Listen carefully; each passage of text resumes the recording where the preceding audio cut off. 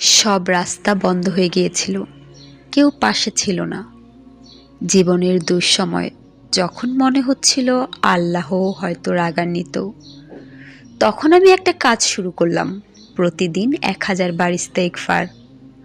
আজ আপনি জানবেন কিভাবে সেই ইস্তেগফার আমার জন্য খুলে দিল আকাশের দরজা, এমনভাবে যা আমি কল্পনাও করিনি। আল্লাহু আল্লাহু আল্লাহু আল্লাহ। আমার চাকরি চলে যায়, পরিবারে টানাপোড়েন, দেনা বেড়ে যায়, রাতে ঘুম চলে যায়, দিনে কারো সামনে হাসি আর রাতে কান্না। একদিন হঠাৎ ইউটিউবে এক শাইখ বলেছিলেন যে প্রতিদিন 1000 বার ইস্তেগফার পড়ে তার জন্য আকাশের দরজা খুলে যায়। আমি ভাবলাম আমার তো হারাবার কিছু নেই, শুরু করলাম।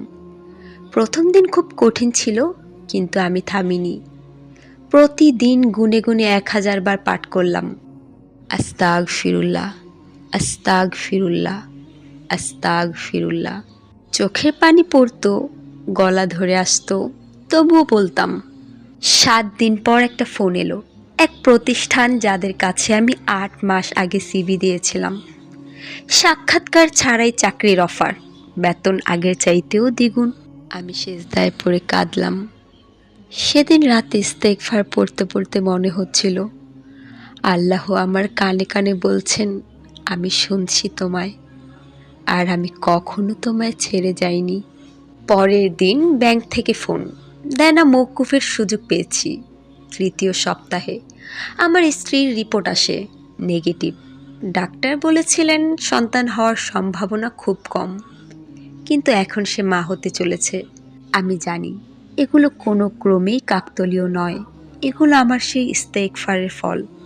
কুরআনে আল্লাহ বলেন, তোমরা তোমাদের প্রভুর কাছে ক্ষমা চাও, নিশ্চয়ই তিনি ক্ষমাশীল, তিনি তোমাদের উপর আকাশ থেকে প্রবল বৃষ্টি বর্ষণ করবেন। সূরা নূহ। রাসূল করিম সাল্লাল্লাহু আলাইহি ওয়াসাল্লাম বলেন, যে ব্যক্তি ইস্তেগফার করতে থাকে আল্লাহ তার জন্য সব সংকট থেকে মুক্তির পথ খুলে দেন। আবু দাউদ।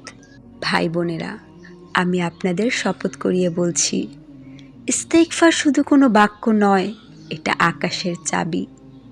যখন আপনি পৃথিবীর সব দরজায় ধাক্কা দিয়ে ক্লান্ত, তখন একবার চেষ্টা করে দেখুন, 1000 বার ইস্তেগফার প্রতিদিন, অন্তর ভেঙে চোখের পানি মিশিয়ে।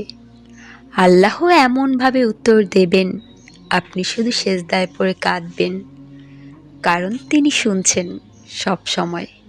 এই ভিডিও যদি আপনি